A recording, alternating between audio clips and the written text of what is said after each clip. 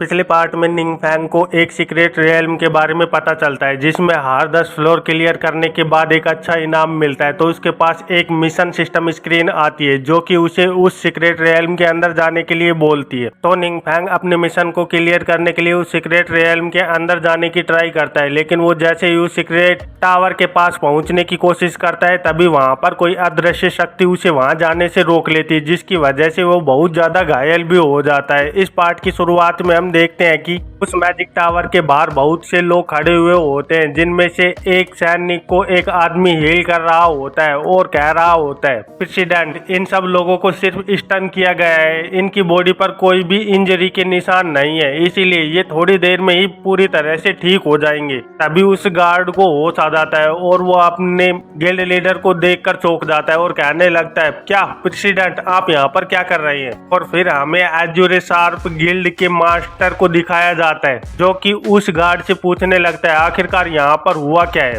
वो गार्ड जल्दी से बताने लगता है, मुझे भी इस बारे में पूरी तरह से नहीं पता है क्योंकि यहाँ ट्रायल सीक्रेट रियल्म के एंट्रेंस पर अचानक से एक एक्सप्लोजन हुआ जिसकी वजह से हम सभी पास आउट हो गए। गार्ड की बात को सुनते हुए वो लीडर कहने लगता है, ऐसी सिचुएशन हमारे साथ पहले कभी भी नहीं हुई है, क्या ऐसा हो सकता है कि सीक्रेट रियल्म के अंदर कुछ अनएक्सेप्टेड हो रहा हो। अभी लीडर के पीछे एक औरत आती है जो कि लीडर से कहने लगती है, प्रेसिडेंट क्या हमें इन्वेस्टिगेट करने के लिए उस चीज का यूज करना चाहिए। तो उसकी बात को सुनकर लीडर भी जल्दी से हाँ कर देता है और कहने लगता है, हाँ हमें जल्दी करना चाहिए। तो फिर हम देखते हैं कि वो लेडी एक मैजिक फॉर्मेशन बनाने लगती है जिसकी वजह से टाइम चेंज होने लगता है। ये स्किल एक टाइम रिवर्सल स्किल होती है जिसकी मदद से आराम से कोई पीछे की चीज को अभी के टाइम पर चेक कर सकता है। फिर हम लीडर को देखते हैं जो कि अपने मन में ही सोच रहा होता है, फॉर्चुनेटली ये सीक्रेट रियल्म एक स्पेशल एरे के साथ आया है जिसकी वजह से ये आसपास की सभी इमेज को रिकॉर्ड कर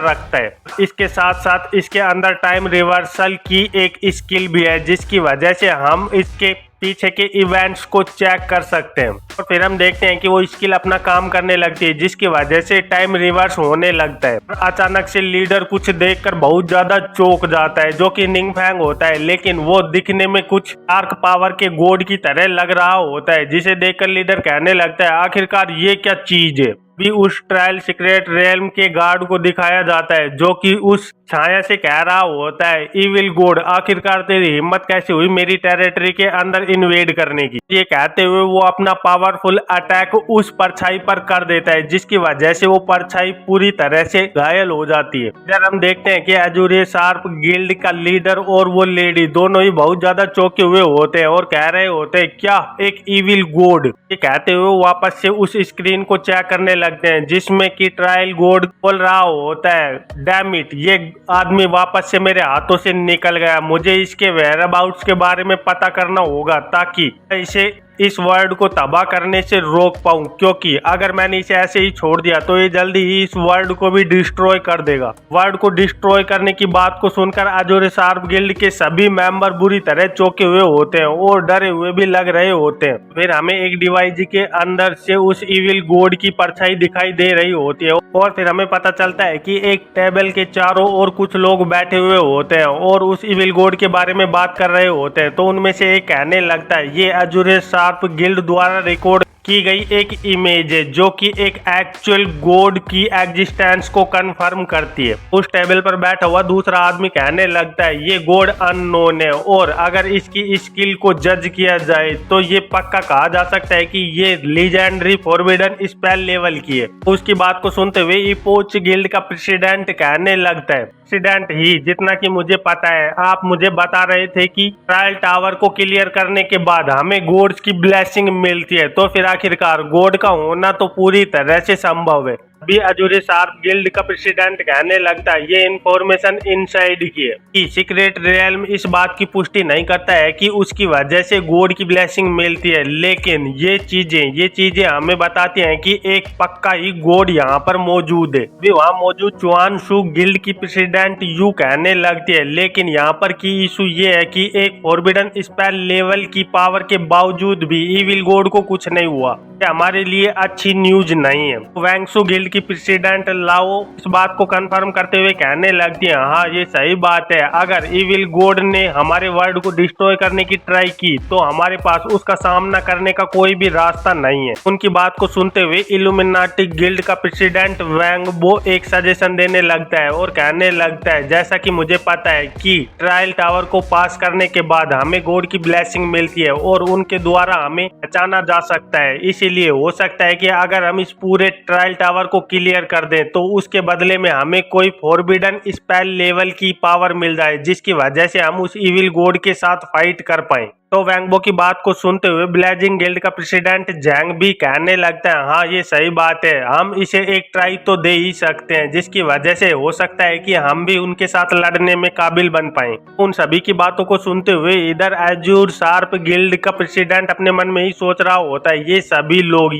लोग ट्रायल सीक्रेट रियल्म को क्लियर करने के बारे में सोच रहे हैं। तो इन्हें देखकर मुझे ऐसा लग रहा है कि ये इस सिचुएशन का एडवांटेज उठाने की कोशिश कर रहे हैं ताकि मैं इनके साथ कोऑपरेट कर पाऊं और ये आराम से सीक्रेट रियल्म के बड़े इनामों को ले पाएं। और फिर वो उन लोगों से कहने लगता है, जो भी इस ट्रायल में पार्टिसिपेट करना चाहता है मैं उसके खिलाफ बिल्कुल भी नहीं हूं, लेकिन मैं तुम्हें पहले ही वार्न कर देना चाहता हूं कि ट्रायल सीक्रेट रियल्म के अंदर के मॉन्स्टर बहुत ज्यादा पावरफुल है और अभी हमारी करंट स्ट्रेंथ के हिसाब से हम उनके लेवल को कभी भी पास नहीं कर सकते। और जिस चीज की तुम बात कर रहे हो कि गॉड की ब्लेसिंग और उनके द्वारा पहचाना जाना, मुझे तो डर है कि हम अभी इसके लिए बिल्कुल भी क्वालिफाइड नहीं है। ये सब कुछ सुनते हुए वहाँ पर सभी लोग पूरी तरह से सीरियस हो जाते हैं। तभी वहाँ पर मौजूद दूसरा आदमी कहने लगता है, लाओ फैंग आखिरकार तुम इस बारे में क्या सोचते हो। और फिर हमें एक खतरनाक इंसान को दिखाया जाता है जो दिखने में ही पूरी तरह से मॉन्स्टर लग रहा होता है और वो कहने लगता है, आखिरकार तुम क्या सोचते हो कि आखिरकार मेरे पास क्या सोच होगी, क्या तुम सभी लोग ऐसी स्थिति को हैंडल करने के काबिल नहीं हो। उसकी बात को सुनते हुए दूसरे गिल्ड का प्रेसिडेंट जल्दी से उन्हें शांत करते हुए कहने लगता है, क्या तुम्हें इतना ज्यादा गुस्सा करने की कोई जरूरत नहीं है, क्योंकि हमने तुम्हें यहाँ पर इसलिए बुलाया है कि यहाँ पे एक बहुत बड़ी मुसीबत खड़ी हो गई है और तुम्हारी आंखों के अंदर तो हमें म्यूटेंट से बचाने के अलावा कोई भी बड़ी डील नहीं होती है। तभी हम उस मॉन्स्टर जैसे दिखने वाले इंसान को देखते हैं जो कि पूरी तरह से फायर में लिपटा हुआ होता है और उसका स्कल भी दिख रहा होता है। और वो कहने लगता है, मेरे डिसाइपल ने तुम्हें क्यून्यू सिटी के अंदर होने वाली प्रॉब्लम्स के बारे में रिपोर्ट दी थी, लेकिन तुमने क्या किया, तुमने उन्हें मना कर दिया और उसके पीछे से एक इन्वेस्टिगेशन टीम भी भेज दी। इसका नतीजा अंत में क्या निकला, तुमने वहां पर एक इन्वेस्टिगेशन की जिसकी वजह से वहां पर एक बहुत बड़ी मुसीबत खड़ी हो गई। अगर वहां पे क्यून्यू सिटी के अंदर मिस्ट्री पावर हाउस की बैकिंग नहीं होती, वो लोग तुम होते जो कि इनोसेंट पीपल को हार्म करने के जिम्मेदार बनते। और फिर हमें उस मॉन्स्टर जैसे दिखने वाले इंसान के बारे में बताया जाता है जिसका नाम फैंग ई होता है और वो फॉर्मर लीडर होता है लोन शैडो गिल्ड का। वो दूसरा लीडर उसे शांत करते हुए कहने लगता है, लाओ फैंग पहले शांत हो जाओ क्योंकि तुम्हारे सर के अंदर दोबारा से आग लग गई है। इधर हम उस लाओ फैंग के पास में बैठी हुई लड़की को देखते हैं जो कि उसे देखते हुए सोच रही होती है, मैंने सुना कि सीनियर फैंग ने रिटायरमेंट को अप्लाई किया है क्योंकि उनकी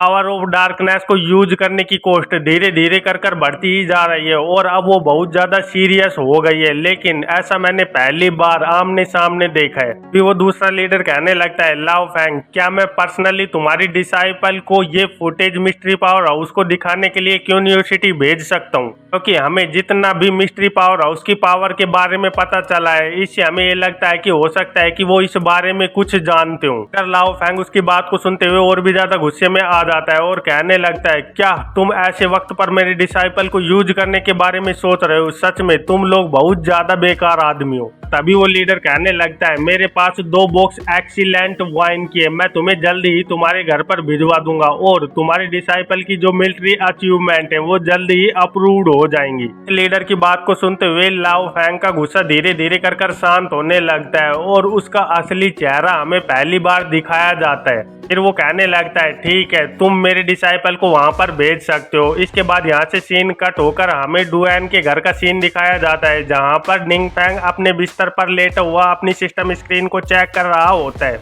और वो देखता है कि उसके सामने एक और मिशन आ गया होता है, तो उसे देखते हुए सोचने लगता है अभी तो मेरे पहले वाला मिशन भी कंप्लीट नहीं हुआ है और यहाँ पर एक नया वाला भी आ चुका है। फिर हमें पता चलता है कि किंग फैंग को एक और मिशन मिला होता है जो कि बोल रहा होता है नो प्रॉब्लम, ये तो एक छोटा सा मैटर है, तुम्हें जल्दी से सेकंड ट्रांसफॉर्मेशन तक पहुंचना होगा और सिस्टम को कंप्लीट रिपेयर करना होगा जिसकी टाइम लिमिट 60 डेज है और अगर ये तुम नहीं कर पाए तो तुम मारे जाओगे। उसे पढ़ते हुए निंग फैंग सोचने लगता है नो प्रॉब्लम, ये एक छोटा सा मैटर है, इसका मतलब ये है कि सिस्टम इस डैमेज को ज्यादा सीरियसली नहीं ले रहा है। लेकिन लास्ट नाइट सच में बहुत ज्यादा डरावनी थी, क्या मैंने वहां पर कुछ मिस्टेक कर दी थी? और ये सोचते हुए वहां से खड़ा होकर बाहर जाने लगता है। भी वो बाहर देखता है कि वहां पर दो लोग और डुएन के साथ बैठे हुए होते हैं, तो उन्हें देखते हुए निंग फैंग कहने लगता है ओ हमारे यहाँ पर गेस्ट आए हुए हैं। भी उनमें से वो बूढ़ा आदमी खड़े होते हुए कहने लगता है क्या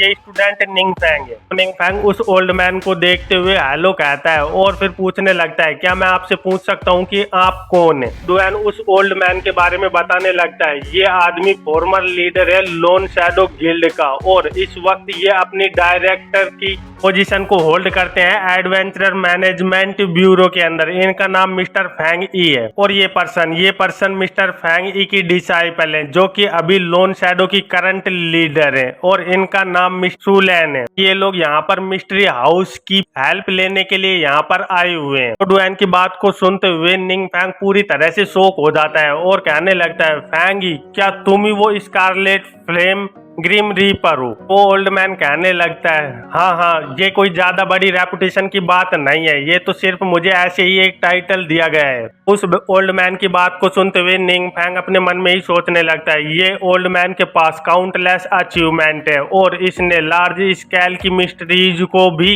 के लिए सोल्व किया है। इसके साथ साथ इसने स्ट्रॉन्गेस्ट म्यूटेंट के गिल्ड्स को जड़ से उखाड़ दिया है। ऐसे अगर देखा जाए तो लैन शैडो के सभी मेंबर अपनी आइडेंटिटीज को सीक्रेट रखते हैं, लेकिन मिस्टर फैंगी इन बात ही कुछ अलग है क्योंकि इनकी पावर इतनी ज्यादा है कि इन्हें अपनी आइडेंटिटी छुपाने की कोई भी जरूरत नहीं है। इनकी आंखों में यंग पीपल बच्चों की तरह है, इसीलिए इन्हें कोई भी नुकसान नहीं पहुंचा सकता। और इनसे मिलने के लिए और कुछ देर बातें करने के लिए हमारे यहाँ के सभी यंग मैन इन सालों तक इंतजार करते हैं ताकि इनकी कुछ नसीहतें उन्हें मिल पाए। भी वो ओल्ड मैन एक बॉक्स की ओर इशारा करते हुए कहने लगता है ये हमारी पहली मीटिंग है इसलिए मैं ज्यादा कुछ तुम्हारे लिए प्रिपेयर नहीं कर पाया, लेकिन मैंने सुना है कि तुम इस साल कॉलेज एंट्रेंस एग्जाम देने जा रहे हो, इसीलिए मैं तुम्हारे लिए 5 मिलियन क्रिस्टल कॉइन और 200 बोतल हाई लेवल एक्सपीरियंस पोशन की लेकर आया हूँ। ये अथॉरिटीज ने मुझे दिया है तुम्हें देने के लिए और मैं आशा करता हूँ कि तुम अपनी पढ़ाई में बेस्ट करोगे। उस ओल्ड मैन की बात को सुनकर निंग फैंग भी थोड़ा कंफ्यूज हो जाता है और सोचने लगता है क्या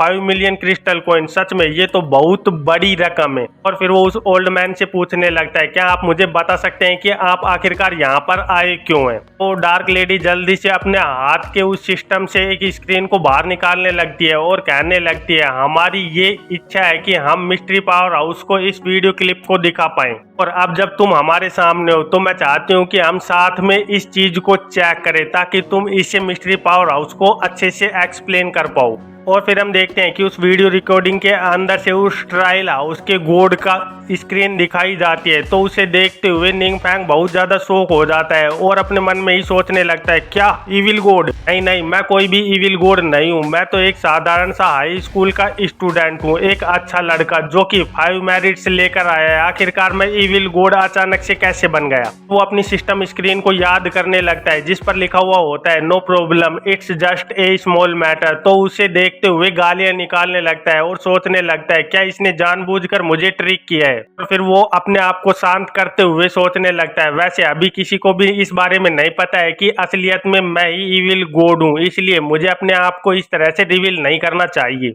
और ये सब कुछ सोचते हुए वो उस ओल्ड मैन से कहने लगता है ठीक है मैं समझ गया, मैं जल्दी ही इस वीडियो रिकॉर्डिंग को मिस्ट्री पावर हाउस के पास भेज दूंगा और जैसे ही कोई नई अपडेट आती है तो मैं तुम्हें जल्दी से इन्फॉर्म कर दूंगा, इसीलिए तुम्हें चिंता करने की जरूरत नहीं है। तो निंग फैंग की बात को सुनते हुए ओल्ड मैन कहता है तुम्हारी हेल्प के लिए थैंक यू, अभी हम वापस जा रहे हैं और गुड न्यूज का इंतजार करेंगे और इसके बाद अगर तुम्हें किसी भी चीज की जरूरत हो तो तुम हमसे सीधे ही कांटेक्ट कर सकते हो, इसके लिए तुम सीधे सुलैन से कांटेक्ट कर सकते हो। फिर हम देखते हैं कि सुलैन जल्दी से अपना आइडेंटिटी कार्ड निंग फैंग को देने लगती है। तो उसे लेते हुए निंग फैंग को याद आता है कि ये तो वही बिग सिस्टर है जो कि उसे अपने प्रोफेशन को चेंज करते वक्त रिसेप्शन पर मिली। उसे याद करते हुए वो अपने मन में ही सोचने लगता है, इसीलिए मैं जल्दी से एक्सपोज हो गया। सच में मैं बिल्कुल भी किसी चीज पर ध्यान नहीं देता। और फिर यहाँ से सीन कट होकर हमें निंग फैंग के घर के बाहर का सीन दिखाया जाता है, जहाँ पर वो ओल्ड मैन और डार्क लेडी दोनों जा रहे होते हैं। तो ओल्ड मैन उस डार्क लेडी से कहने लगता है, निंग फैंग देखने में मुझे सेम वैसा ही लग रहा है जैसा कि तुमने मुझे डिस्क्राइब किया था। सच में ही वो पूरी तरह से मोडेस्ट, पोलाइट और कंपोज्ड है। और अगर तुम्हें कोई भी अपॉर्चुनिटी मिलती है तो तुम किसी भी चीज की चिंता मत करना और उसे अपने गिल्ड के अंदर ज्वाइन करने की पूरी कोशिश करना, क्योंकि उसके जैसा ब्राइट फ्यूचर का लड़का मैंने पहले कभी भी नहीं देखा है। तो उसकी बात को सुनते हुए डार्क लेडी कहने लगती है, मास्टर क्या आपको लगता है कि निंग फैंग और वो मिस्ट्री पावर हाउस दोनों ही सेम पर्सन है? डार्क लेडी की बात को सुनकर ओल्ड मैन थोड़ा सा सीरियस हो जाता है और कहने लगता है, क्या ये सब कुछ इम्पोर्टेंट है? जब निंग फैंग चाहता है कि हम उसे एक स्टूडेंट की तरह देखें तो वो पक्का ही एक स्टूडेंट है और यही सभी लोगों के लिए बेहतर रहेगा, क्योंकि एक साधारण से स्टूडेंट को 5 मिलियन क्रिस्टल कॉइन देना ये औरों के लिए चाहे कितनी भी ज्यादा बेवकूफ़ी की बात क्यों ना हो, लेकिन इसकी वजह से अगर हमें प्रॉफिट मिलते हैं तो इसमें कोई भी बुराई नहीं है। और अगर एक ऐसा स्टूडेंट कोई मिस्ट्री पावर हाउस निकलता है तो मैं इस बात से अनक्लियर हूँ कि हमें उसे आगे कैसे ट्रीट करना चाहिए। इसीलिए जैसा चल रहा है उसे वैसे ही चलने दो। और जैसा कि तुम्हें पता है कि हमारा दुश्मन धीरे धीरे कर स्ट्रॉन्ग होता जा रहा है, और जैसा कि सीयू ने हमें बताया है कि इस चीज से फाइट करने के लिए हमें गॉड की ब्लेसिंग की जरूरत होगी, लेकिन इस चीज के लिए भी अभी हम क्वालिफिकेशन नहीं रखते हैं। तो बस हम यही आशा कर सकते हैं कि ये मिस्ट्री पावर हाउस हमारी सबसे ज्यादा स्ट्रॉन्ग बैकिंग बन पाए। और इसी के साथ इस चैप्टर का भी अंत हो जाता है। तो फिर मिलते हैं एक नए चैप्टर में, तब तक के लिए बाय बाय।